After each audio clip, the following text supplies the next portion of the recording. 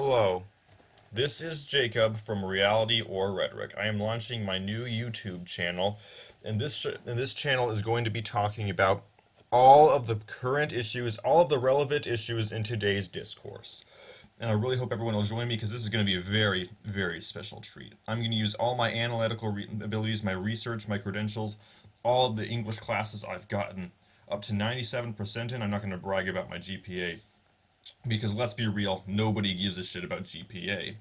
Anyone with a brainstem knows that GPA vanishes when you get in the real world, but I'm not here to talk about that. I want to delve into the great issues, the truly unprecedented issues that are facing us today. I want to know what it's like to be in the shoes of a rhetorician, a political analyst, a media analyst, all of the people that I study relentlessly on YouTube. I need to wonder, I just can't help but wonder, the mental gymnastics these individuals have to thrust themselves through to make sure their rhetoric is being heard, to make sure people are understanding what they're saying, and leaving an imprint on people, invoking an emotional or pathological reaction in someone to make them think they're contributing more to the situation than they really are. That's what rhetoric is. In a nutshell, rhetoric is the words and phrases you say and the way that you deliver your blows to make people think that you have a vested interest and that you resonate with them. That's what rhetoric is. It's a popularity contest. As I mentioned before, when you tell someone something in a certain way to kind of slide them and curry favor with them and make them more persuasive, more persuaded, taken into what you have to say, you're using a rhetorical strategy. Ethos, pathos, logos. Anyone who's taken even the most rudimentary English class should be familiar with those three. There's also kairos, which is timeliness and relevance. Never really heard of that one before. But as far as reason and logic go, most rhetoricians would agree that you use reason for a select group of people that you can trust to think rationally, but the majority of people are not nearly as rational. So what do? You can't use ration, logic, and reason and rationale on a large number of people. Large numbers of people are hardwired to be like lemmings and sheep. You have to use emotional rhetoric to convey a message to people and to get people to want to follow you, because that's the only way you're gonna be able to lead an enormous group of people. Naturally, I'm not saying this. I'm not trying to give away any tricks of the trade, but I'm very happy to be launching an informative, I'll say that again, an informative YouTube channel to better inform people on real relevant issues. This isn't going to be a clickbait channel, even though the internet is clickbait and the greatest artists are thieves. The greatest memes are stolen. It's very important to realize how important it is to have an authentic discussion for debating and discussing open ideas from all across the political spectrum. I would consider myself to be decently educated on all of this. I follow a lot of very good and very intelligent YouTubers. I love Jordan Peterson. I watch Paul Joseph Watson occasionally.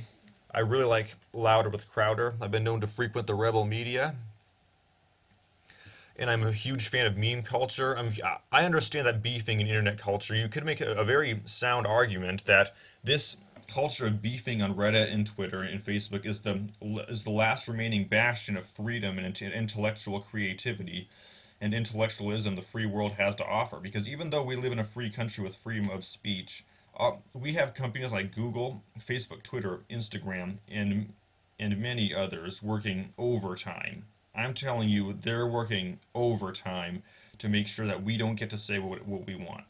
It all starts from a very young age. When we're children and we want to say something, we want to be what little children do and to run our mouths. Our parents used to probably take us over the knee and teach us some sense. But gone are the days where sense rules the world. Now, you can't say something. Every qualm, every dissenting opinion you could have about an innumerable number of subjects is dismissed because it's not politically correct. It's not nice. You're a phobic of some kind. YouTube will go out of its way to destroy me. And I'm okay with that, because if YouTube isn't going out of its way to destroy you, to ruin your reputation, to throw you under the bus, you are not making a very productive day out of your YouTube career. I'll tell you what. And if you want to be an internet beefer, be an internet beefer. The world loves internet beefers. I can't imagine the internet without beefing, with people being all straight-laced, like a horde of nuns following the rules and making sure that no one feels offended. Can you imagine what kind of world would be like if we all followed the rules? If we were worried about each other's feelings? Nothing would get done. Men are orbiting the Earth right now, but we can't even get off our own asses because we're afraid of offending some social justice type. And I love internet beefs. Who doesn't love an internet beef? I get out of bed to watch and or participate in a substantial internet beef, but of course, as I launch my brand, I am developing a brand right now. The last thing my brand needs to do is to get tarnished because of pettiness. I am not a very petty person. I'm willing to negotiate with people. I'd love to have interviews with anyone across any deviated political spectrum. That's exactly what I want. Because I love and respect your opinions, because I believe I'm a very classical-minded person. I wouldn't even say, as far as this argument goes, I'm not liberal or conservative. I believe that you have the right to say whatever you want and do whatever you want as long as it does not infringe on the rights of every other person in the world to do the exact same thing. That's a very open-minded. It's not even it's not even partisan. It's not even conservative or liberal. It's just common sense. As long as someone's not going out of their way to hurt you or damage you or doing something that affects you or destroys your life, you should be able to leave them alone. But I do not like the rhetoric that's going on around nowadays. The mainstream media is working overtime to make sure people absolutely despise each other and hate other Americans for saying that the gender wage gap only factors in the fact that men work more hours and men are willing to stay longer at the office and they go into professions that pay exponentially higher.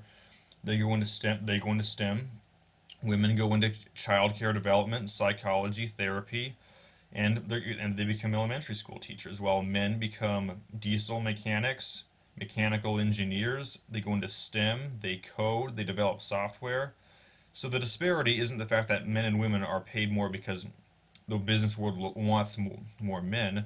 The business world is going out of its way to replace men, and they're willing to pay women more to be seen as more competitive and to offer women more comfy office jobs to make women more susceptible to their rhetoric alone that say, hey, we love women, we want women to work for us. And there are only two genders. I don't know how long I'll last on YouTube saying that. That's heresy. That's heresy. Saying that there's only two genders, there's man and women. There's one thing that's been kind of irking at me, kind of sticking in my craw about the two genders thing. If there's men and women and there's 50 other genders, there's binary, bisexual, two-spirited, and so on and so forth. There's also female to male and male to female and trans men to woman and trans woman to man.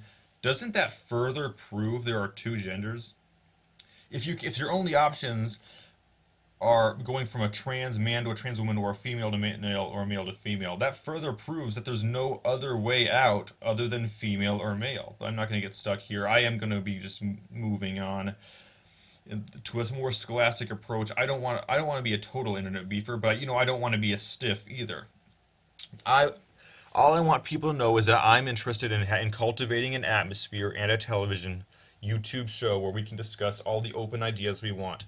Hell, I would sit down with the chairman of Antifa right now if he was willing to give me an honest discussion. If he was willing to use words and not knock me over the head with a concrete-laced milkshake. He's obviously not going to get that milkshake from Chick-fil-A. He's probably going to go to Burger King. My God, worst customer service you'll ever see. Burger King. Did they just assume the guy's gender? They're probably going to make it to burger person or neutral plant-based protein person by 2030. Doesn't matter. I don't eat fast food. And I am really excited to be sharing this YouTube opportunity for anyone who is interested in an argumentative culture and preserving the right to free speech. I highly recommend that you give me a try. I would like to negotiate with many other very small platforms, even if I can get on PocketNet. It's an awesome little thing where you can talk to people about political opinions and you can just share what you think and all that jazz. But my time is up, so if you like what you see, please do me an honest favor, and if you like me and you're going to evaluate my argument instead of myself, please like, comment, and subscribe. Have a great day, and I look forward to further communication with you.